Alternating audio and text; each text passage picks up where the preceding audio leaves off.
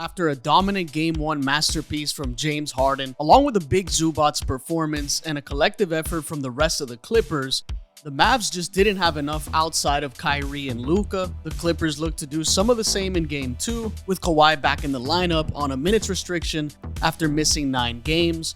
And with early foul trouble for Zubac after just 2 minutes of play, it forced the Clips to sit him for the rest of the quarter, which was huge.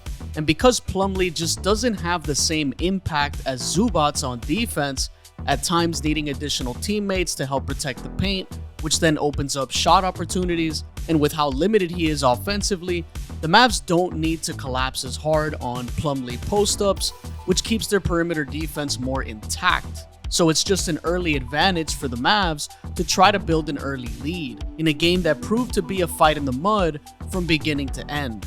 Gafford was injured early in the quarter and ended up playing just 9 minutes, and despite an ugly quarter from both teams due to some really good defense, along with some bad offense, it's the type of game Luka and Kyrie thrive in because they're two of the league's best tough shot makers.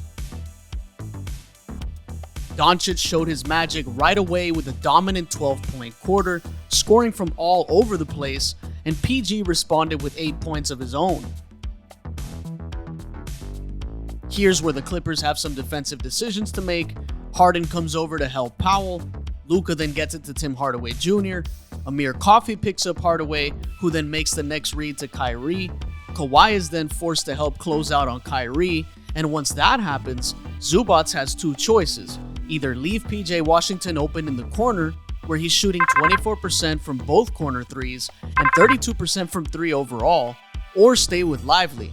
Zubac opts to run to PJ, and Kyrie gets by Kawhi before lobbing it to Lively for 2. Both Kyrie and Luka were tough defensively, which was a great part of this Mavs win.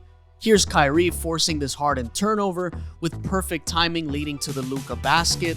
High pick and rolls with Lively means Luka gets some one-on-one action with Zubac in a deep drop, with Doncic getting a free look there, and Ty Lue calls a timeout. It was another ugly quarter for both teams, but this time the battle was between Kyrie and James Harden, keeping their teams afloat through the rock fight.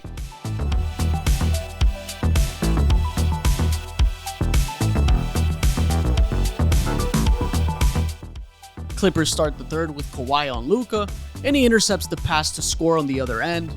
Kyrie responds with a 3 over Zubac. This was followed by some more Luka pick and roll action. Here's another defensive clip for Kyrie, poking the ball away from Paul George, and he makes up for it with a steal thanks to Kawhi's defense. This turns into a much-needed Harden 3 after a rough stretch. We get this awesome behind-the-back pass from Kyrie into an open PJ Washington for 3. Then back on the other end, we get another big Kyrie steal into a free dunk in transition, and Ty Lue's had enough. Here's a tough Luka step back 3 over Zubac, and Kyrie then comes down the floor with a 3 of his own. And after long stretches of misses from both teams, some free throws here and there, and with no Zubac on the floor here, Luka ends the quarter with a layup, and what's a Luka game without a technical? Really good defense by Lively as the shot clock winds down.